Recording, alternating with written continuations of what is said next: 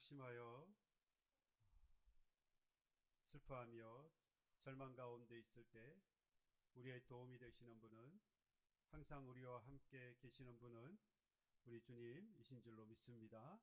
또 우리 주님께서 십자가에 달리셔서 죄와 사망의 권세를 이기시고 우리와 함께 하심은 이 땅에 살아가는 동안 많은 슬픈 일들이, 많은 괴로운 일들이 있을 것인데 그 가운데 승리하라 하시는 그 은혜가 십자가의 은혜인 줄로 믿습니다. 오늘도 그 믿음 가지고 승리하며 주께 영광 돌리는 여러분들과 여러분들 가정 되기를 주님의 이름으로 축복해 드립니다. 어제 우리가 식물원에 교우들이 함께 가서 즐거운 시간을 함께 보냈는데요.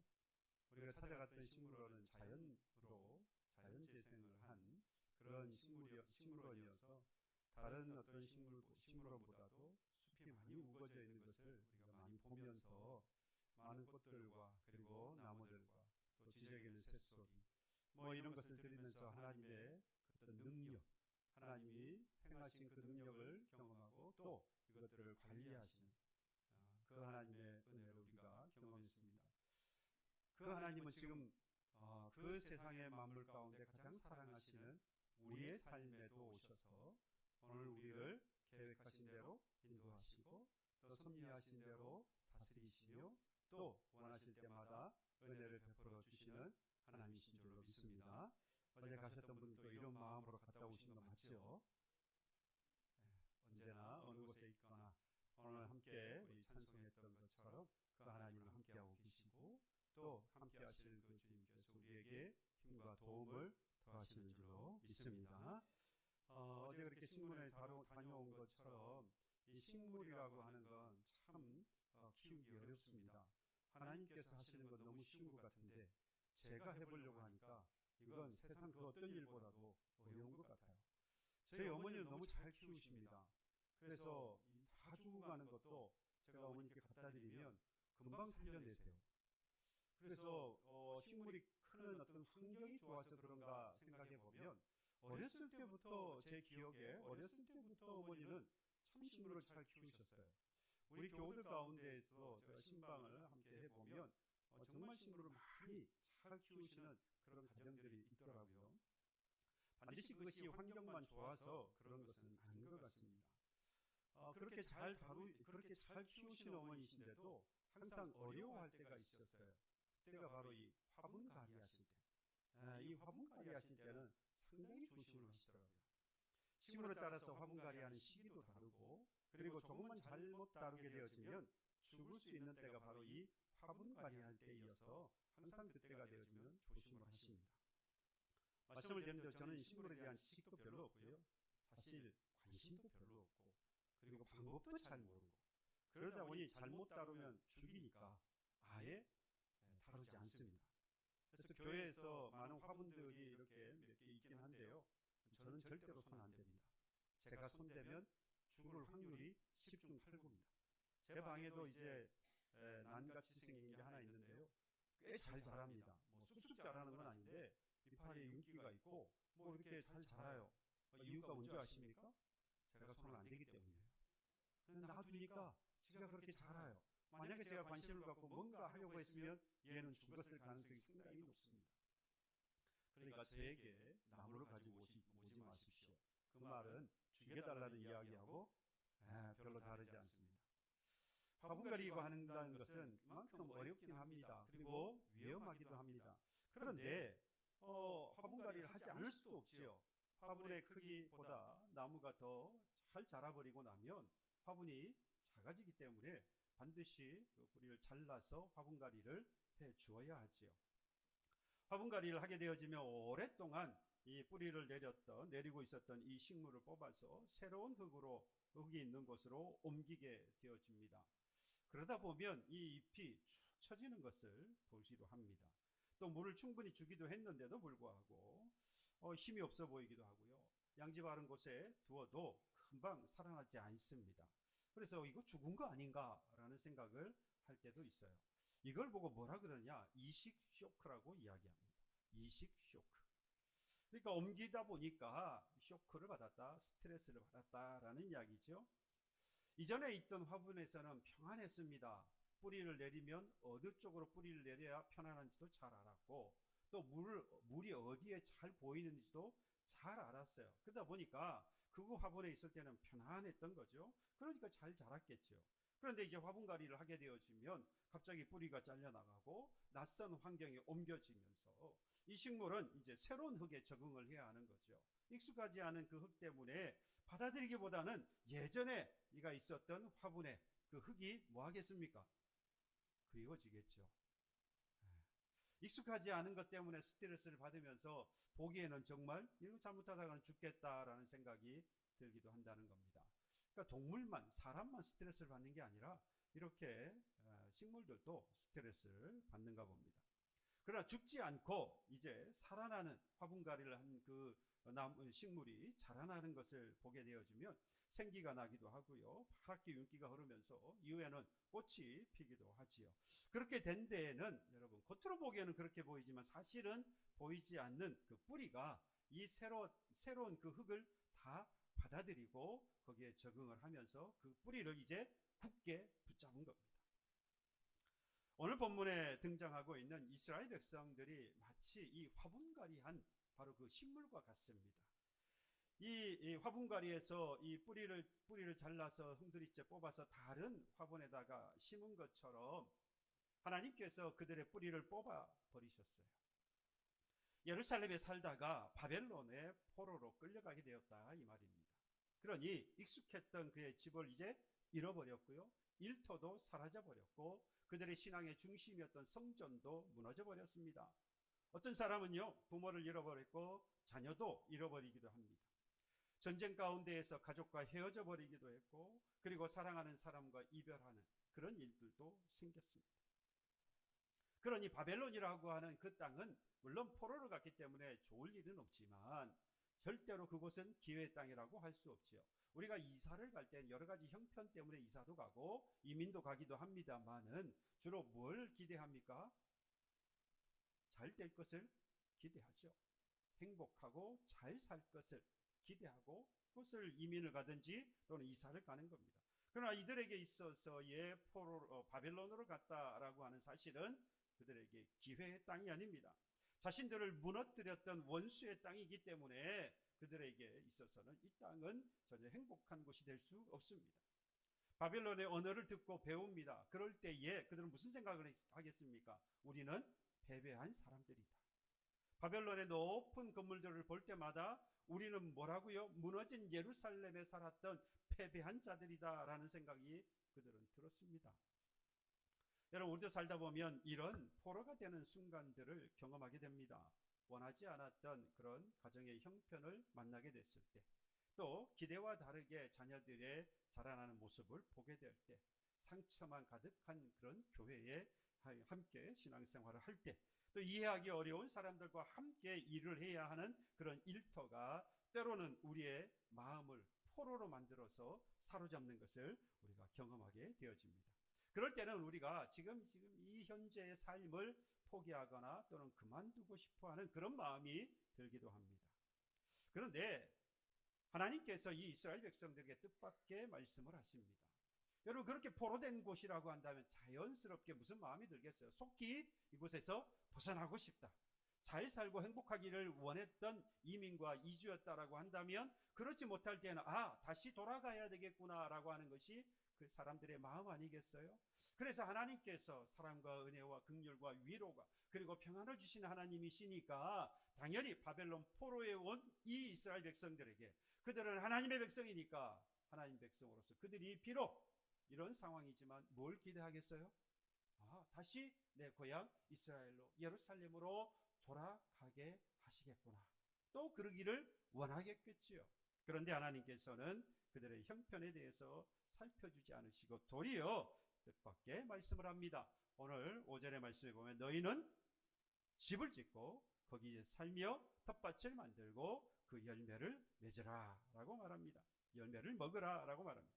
4절에 보면 만군의 여호와 이스라엘 하나님께서 예루살렘에서 바벨론으로 사로잡혀 가게 한 모든 포로에게 이와 같이 말씀하셨다라고 말해요. 뭐라고요? 너희는 그 바벨론에서 집을 짓고 그곳에서 텃밭을 만들고 거기에서 나는 열매를 먹으면서 살아라 라고 말씀했다는 겁니다.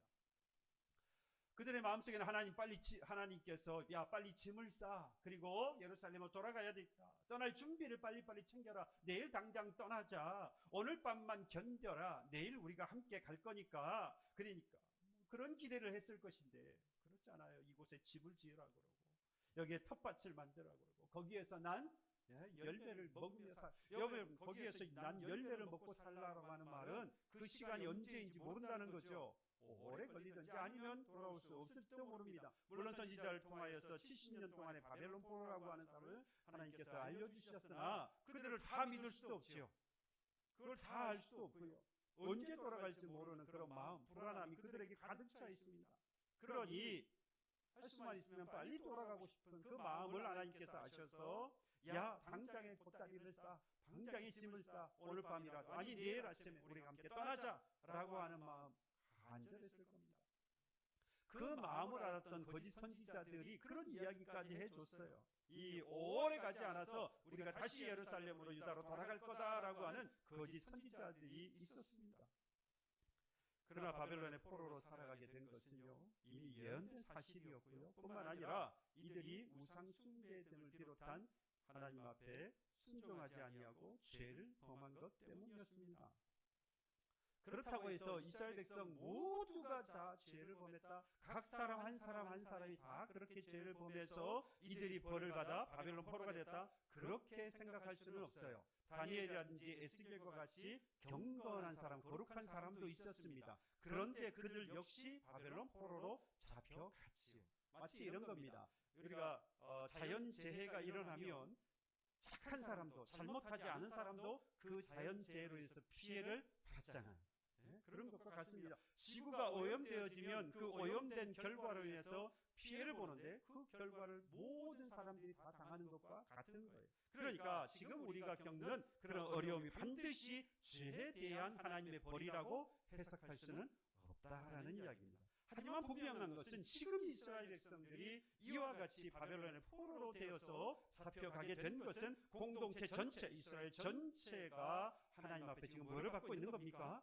징계 곧 벌을 받고 있는 것은 분명한 사실입니다. 비록 이렇게 잘못해서 벌을 받아서 바벨론에 오게 되었습니다. 하지만 여러분 이해가 안 되는 건 바로 이 부분인 거예요. 잘못해서 왔으니까 할 말은 없는 건 사실이에요. 잘못해서 벌을 받는 건 어쩔 수 없는 거잖아요. 하지만 정도가 있지. 그곳에서 뭐 하라고요? 살라라고 말하는 겁니다. 이건 해도 너무한 것 아닌가? 저만 그런가요? 여러분, 하나님 왜 이 죽기까지 싫은 이 원수의 땅인 바벨론에서 집을 짓고 텃밭을 만들고 그리고 그 열매를 먹으며 살라라고 하셨을까? 우리는 주로 이런 때 보면 이런 이야기를 합니다. 하나님이 연단하신다. 하나님이 훈련하신다. 하나님이 너의 믿음을 성장시키기 위해서 그와 같은 환경을 하나님께서 주신 것이다 라고 이해하기도 합니다. 물론 그 말이 틀린 것은 다 틀렸다라고 말하지는 않습니다. 그런 경우도 있어요. 하지만 오늘 본문에서 본다면 하나님의 의도는 달리 있습니다. 신앙을 포함하여서 우리가 살아가는 삶의 환경이라고 하는 것이 항상 네가 원하는 대로 또는 바라는 대로 그 환경이 주어지는 것은 아니라는 거죠. 언제나 좋은 환경만, 좋은 환경에서만 우리가 신앙생활하거나 또는 우리가 살아갈 수 있는 것은 아니라는 것입니다. 어떤 환경도 있는 거예요.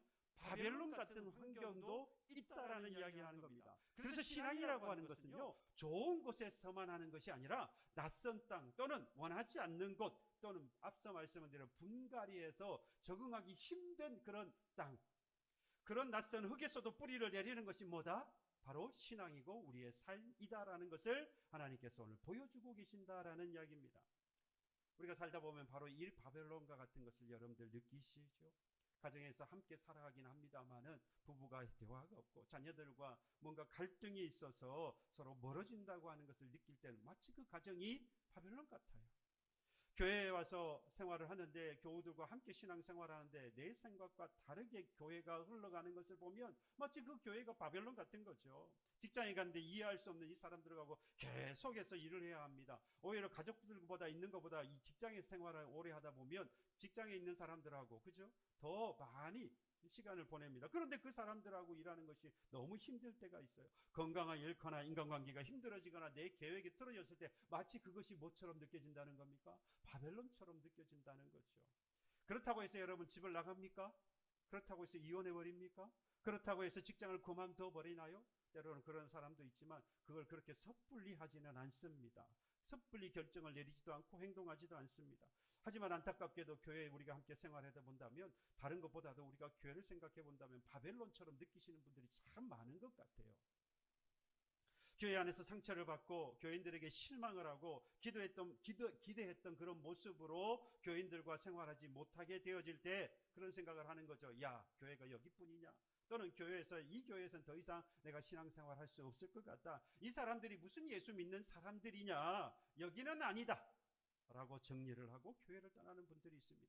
제가 이 말씀을 드린 건 그렇게 떠난 분들을 책망하고자 하는 것은 아닙니다. 하지만 하나님께서는 이렇게 바벨론과 같은 곳이라고 할지라도 뭐가 답이 아니라는 거죠. 떠나는 것만이 답이 아니라는 말씀을 한다는 거예요. 뭐라고 말씀합니까? 그때가 아니라 지금 집을 지으라고 말씀합니다. 형편이 좋아지면 집을 짓는 게 아니에요. 돌아가는 게 아니에요. 형편이 좋아지도록 집으로 돌아가는 게 아닙니다. 바로 형편이 그렇지 아니함에도 불구하고 이곳에 집을 지으라는 거예요. 그곳이 아니라 이곳에서 텃밭을 만들라고 말합니다. 아직 문제가 남아있는 동안이지만 그걸 벗어나지 못하고 이곳에서 그 열매를 먹으며 살아라 라고 말씀하십니다.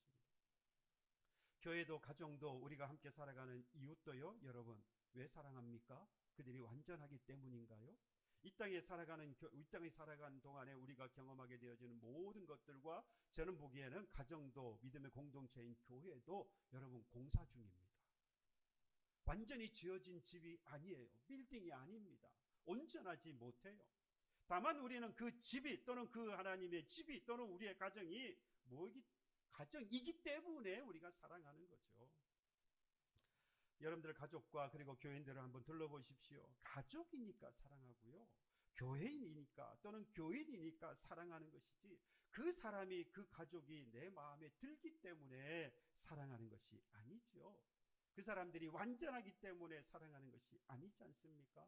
여러분, 우리 주님께서 하나님께서 예수님께서 이 땅에 오셔서 독생자이심에도 불구하고 하나님의 아들이심에도 불구하고 그가 죽으심으로 우리를 구원하신 것을 한번 보십시오. 우리가 로마서 5장 8절에 보면 우리가 아직 죄인 되었을 때에 라고 말씀합니다. 뭐일 때라고요? 죄인일 때에. 뭐 하셨어요? 자기의 사랑을 확장하시기 위해서 십자가를 지고 죽으셨다라고 말씀합니다. 의인을 구원하는 게 맞잖아요. 잘 살고 내 마음에 들고 형편이 좋은 사람들, 그런 사람들을 이뻐하고 사랑하는 게 맞잖아요. 그런데 흙탕물에 뒹굴어요. 내 죄를 짓고 살아가요.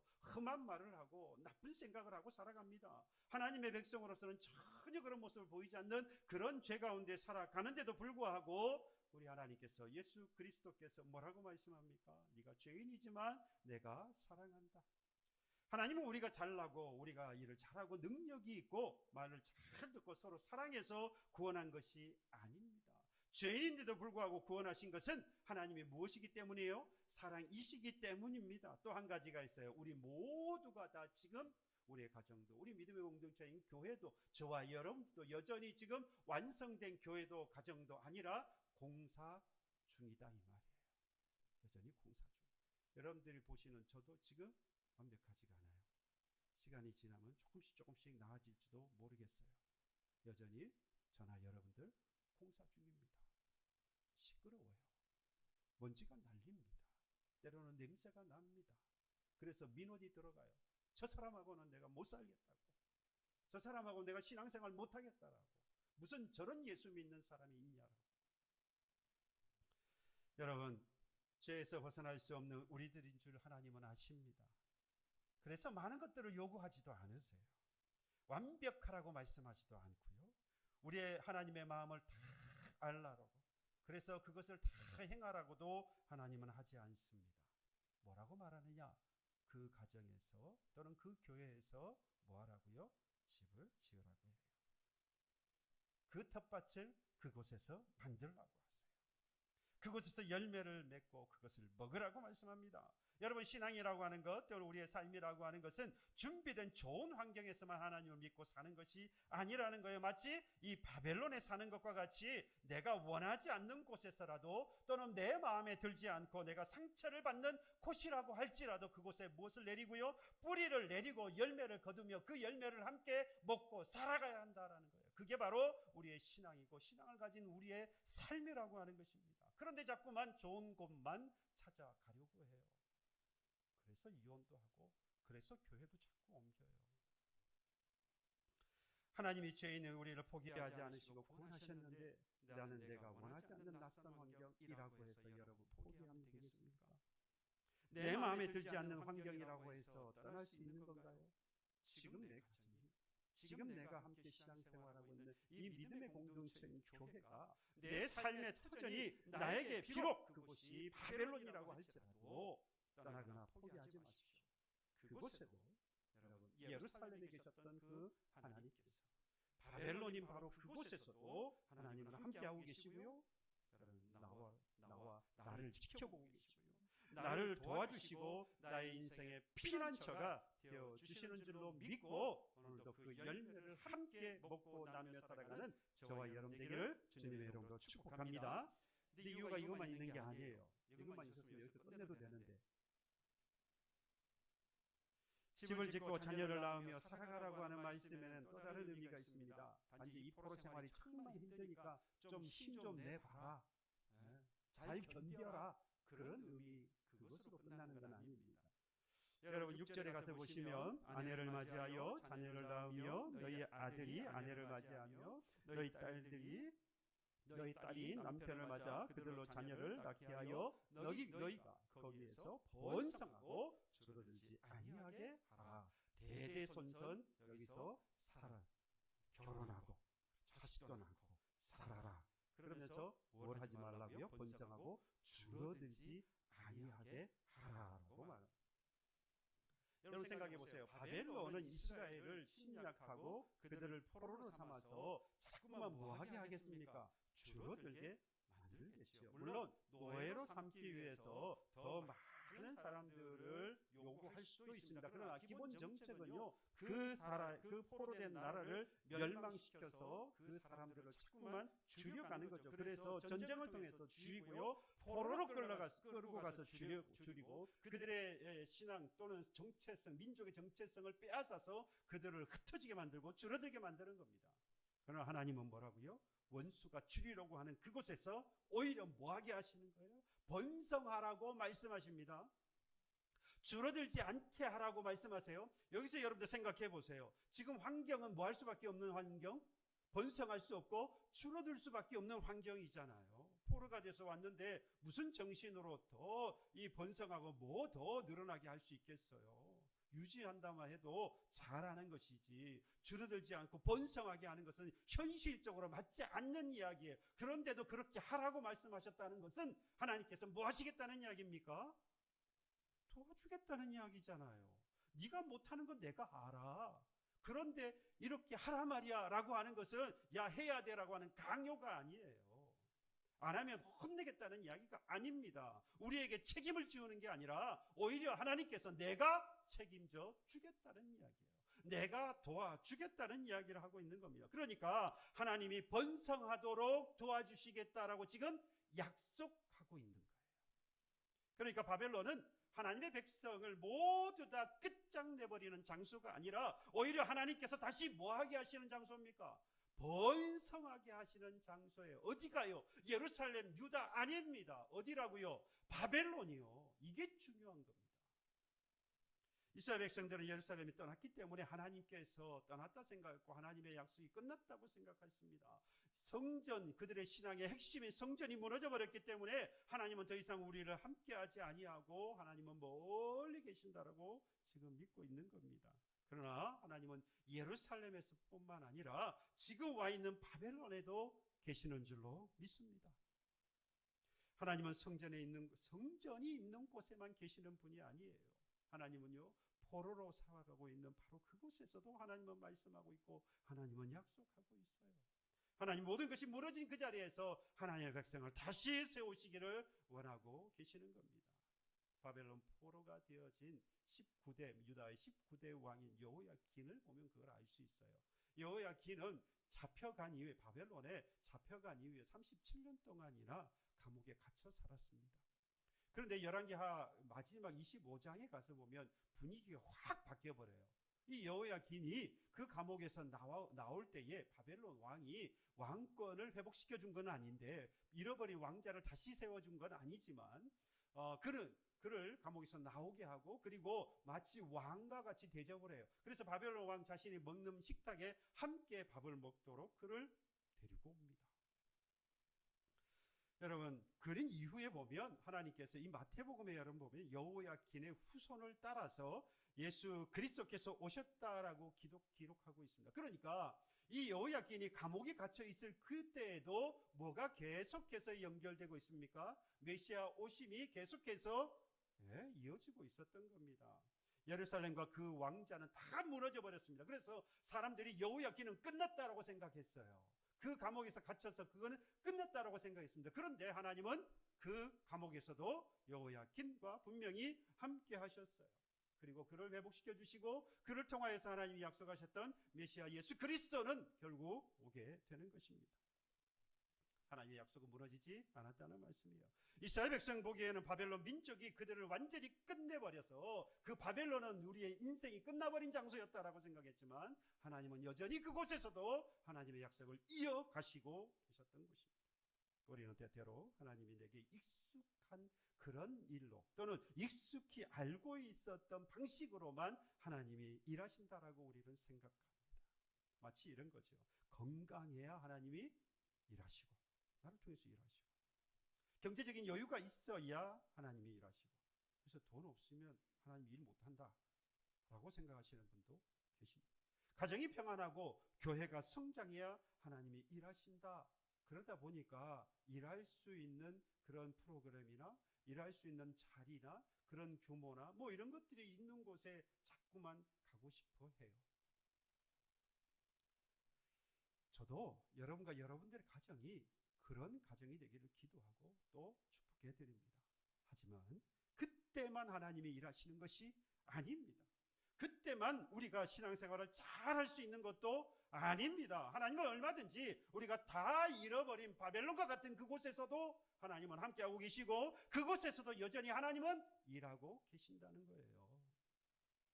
저와 여러분들이 있는 가정과 저와 여러분들의 이 교회에서 그리고 여러분들의 삶의 터전에서 마치 별의 빛과 같이 찬란하게 빛나지 아니한다 할지라도 모든 것을 다 가려버리는 저 찬란한 태양과 같이 빛을 비추지 못한다고 할지라도 하나님이 일하지 아니하시느냐? 하나님이 그래서 우리를 버리시느냐? 그런 하나님이 아니시라는 겁니다.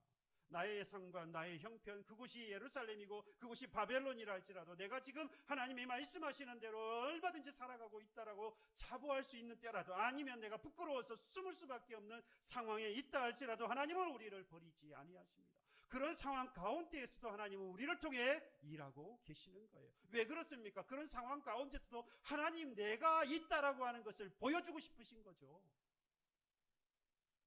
여러분, 오히려 하나님은요 그곳에서 그동안 보지 못하고 우리가 경험하지 못한 바로 그 모든 것들을 오히려 바벨론이라고 하는 그 세상에서 하나님의 세계를 경험하게 하시고 또 다른 세상 가운데에서 하나님의 주시는 믿음을 가지고 살아가게 하시는 것입니다. 이 믿음을 가지고 내가 선 이곳이 어떠한 곳이든지 이곳에 하나님이 원하시는 대로 뿌리를 내려서 나와 함께 하시고 또 오신 하나님을 경험하는 저와 여러분 되기를 주님의 이름으로 축복해 드립니다. 3분만 더 주세요. 아니 5분이 될지도 모르겠어요. 그렇다고 해서 시간이 많이 간 건 아닙니다. 이 자리에 뿌리를 내리시기를 원하시는 그 하나님께서 마지막으로 바라시는 게 있어요. 이게 핵심이라고 할 수 있습니다. 7절의 말씀. 너희는 내가 사로잡혀 가게 한 그 성읍에 뭘 구하고? 평안을 구하고 그를 위하여 여호와께 뭐하라? 기도하라. 여러분 100번 양보합시다. 그래도 이건 말 안 되는 이야기예요. 내 마음을 아프게 하고 내가 가진 모든 것들을 다 빼앗아가고 집도 빼앗아서 잃어버렸고 신앙의 핵심인 성전도 다 무너뜨려버리고 내 가족도 죽이고 전쟁 가운데 내 가족이 죽는 모습도 보았고 사랑하는 사람을 잃어버리는 그런 것들을 경험했는데 그런 바벨론을 향하여서 뭐 하라고요? 기도하래요. 그런 바벨론을 향하여서 뭐 하라고요? 평안을 구하라고 이야기하는 겁니다. 내 집이 무너지고 성전이 불타고 가족들이 다 흩어져 버려서 지금 이 사람들은 아무리 봐도 나의 뭡니까? 원수잖아요. 내 원수예요. 여러분 원수를 사랑하라. 이건 원수의 뜻을 모르는 사람이 하는 이야기예요. 말도 안 되는 이야기예요. 원수라고 하는 말 자체는 용서할 수 없는 사람이 뭐죠? 그게 원수예요. 용서할 수 있는 사람은 애초 원수라고 말하지 않습니다. 그러니까 이 사람 내 원수야 라고 하는 것은 이미 내가 뭐 하기로 작정한 사람이죠? 용서 안 하기로 작정한 사람이에요. 그러니까 원수가 되는 거예요. 근데 용서할 마음이 있어요? 그들을 위해 기도해요? 그들을 위해서 평안을 구해요? 이 사람은 원수가 아닙니다. 그럼 이 바벨론 원수가 아닌가요? 여러분들의 가정, 여러분들의 가족을 죽이고 몰살시켰어요. 교회를 무너뜨렸어요. 여러분 뭐라고 생각하시겠어요? 하나님의 은혜로 용서합시다. 할렐루야. 죽일 원수가 따로 있겠습니까? 이게 죽일 원수지. 그런데 뭐 하래요? 그를 위해서 기도하고 그를 위해서 평안을 빌어라라고 말합니다. 100번 양보해도 이건 못하겠어요. 앞뒤가 안 맞는 말. 어불성설입니다. 그럼에도 불구하고 하나님께서 이 말씀을 하시는 이유가 어디에 있을까? 먼저 우리가 어디에 있는지를 봐야 돼요. 이스라엘 백성들이 지금 어디에 있습니까? 어디에 있죠? 바벨론 안에 있어요. 지금 너희들이 있는 곳이 그 바벨론 성읍이라고 이야기하시고 그리고 나서 오늘 7절 하반절에 보니까 그런 말씀을 하시죠. 이는 그 성읍이 평안함으로 너희도 평안할 것이라. 하나님의 초점은 어디가 있습니까? 바벨론 와서 포로 생활하고 있는 그들을 바라보시면서 우리를 버린 것 같은데 내가 아무것도 할 수 없는 사람으로 하나님께서 만들어버린 것 같은데 그런데 그 하나님은 내게 뭘 주시려고 하고 있어요? 평안을 주시려고 하고 있어요. 그러기 위해서 그 바벨론을 위하여 뭐하라? 기도하라고요. 그 바벨론을 위하여 평안을 빌라라고 말씀하고 있습니다. 바벨론이 무너지면 이스라엘의 안전도 무너지는 거예요. 바벨론이 혼란에 빠지면 우리의 가정도 혼란에 빠진다 이 말이죠. 성읍에 전쟁이 일어나면 모두가 포로로 잡혀가고 집이 불이 타고 성읍이 기근이 들면 내 자식들이 밥을 못 먹을 수 있다 이 말이에요. 그래서 이 성읍이 불이 하나 바벨론이긴 하나 내 마음에 들지는 않지만 용서하기 어렵지만 그를 위하여서 뭘 하고 사랑의 말을 하고 그를 위해서 위로의 말을 하고 그를 위해서 내가 섬기고 뭐 이런 게 평안 아니겠어요? 그러면 하나님께서 바벨론에 위하여서 기도하고 구하라고 하는 것은 지금 그 바벨론 원수 같은 그들의 죄가 괜찮거나 또는 그들의 폭력의 인정한다는 이야기가 아니죠. 분명히 그들은 죄인이고 그들은 이방 사람들이고 너희들에게 원수인 것은 분명하나 내가 뭐 하겠다는 겁니까? 하나님께서 너는 나의 백성으로 내가 너희들을 보호하겠다라는 것입니다. 원수를 미워하는 것은 세상과 똑같아지는 거예요. 그러나 원수를 위해 기도하는 순간 우리는 바벨론 안에 살면서도 바벨론과 다른 백성이 되어지는 것이죠. 이것이 하나님 백성이 세상에서 살아가는 방법입니다. 세상이 우리에게 상처를 주었다고 해서 우리가 그 상처를 되돌려준다? 여러분 이것은 세상 속에 살아가는 그리스도인이 아니라 세상 속에 살아가는 세상인과 다를 거예요. 교회에 있는 세상 사람과 똑같다 이 말입니다. 가족 중에 나를 힘들게 하는 사람이 있습니까? 여러분 나는 그의 불행을 바라나요? 교회 안에서 상처를 받았다고 해서 그 공동체가 무너지기를 바랍니까? 직장에서 억울한 일을 겪었다고 해서 그 직장이 망하기를 여러분들 기도합니까? 그렇지 않죠. 왜냐하면 그곳이 평안해야 나도 평안하고 내 가정도 평안하고 우리 믿음의 공동체도 행복할 수 있기 때문입니다. 그래서 예수님도 원수를 위해 기도하지 않아요. 자신을 십자가에 못 박는 그 사람들을 향하여서 뭐라고요? 저들의 죄를 사하여 주옵소서. 저들이 하는 일을 알지 못합니다. 저들이 뭔 일을 하는지도 모르고 저 일을 하고 있는데요. 하나님, 비록 저들이 손을 들어 망치를 들어 나를 못 박고 가시관을 씌워 피 흘리게 하며 창으로 나를 찌르고 저주하고 침을 뱉지만 그들을 용서해달라고 기도합니다. 원수의 평안을 위해서 자기의 생명을 내어주셨습니다. 그리고 미움을 이기는 세상의 한복판에 십자가라고 하는 평화의 나무를 심으셨어요. 예수님께서는 저주와 수치와 죽음이라고 하는 그 십자가를 지고 그곳에 죽으셨는데요, 여러분, 그 죽으신 십자가로 인하여서 뭐가 자라난 줄 아십니까? 우리에게 생명을 주시는 열매가 자라났어요. 그래서 예수님께서 지셨던 그 수치와 저주와 죽음의 십자가는요, 이제 우리에게 주시는 평안과 사랑과 열매를 맺는 나무가 되어진 것입니다. 주님은 저주의 십자가에 박혔지만 그곳에서 나오는 열매, 곧 생명을 그리고 사랑을 우리는 먹고 오늘 이 자리에 있게 된 것입니다.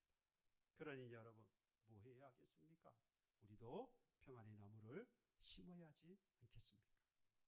우리도 나를 힘들게 하는 그 모든 것들 위해 여러분 구하고 또 평안을 구할 수 있기를 소망합니다. 우리의 마음이 넓어서가 아니에요. 우리가 인격 수양이 잘 된 사람이 이어서 아닙니다. 하나님이 그런 사람이 되어야 그런 걸 할 수 있다라고 말하는 게 아니에요. 아니어도 상관없다 이 말이에요. 우리의 마음이 넓지 않고요, 밴댕이 소갈딱지만 해도 상관없어요. 인격 수양이 덜 되었다고 해도 하나님은 상관없다 이 말입니다. 우리는 이미 십자가의 평안을 뭐 했습니까? 열매로 받아서, 생명으로 받아서 그 열매를 먹고 있는 사람들인 거예요. 그렇기 때문에 우리는 뭘 심을 수 있습니까?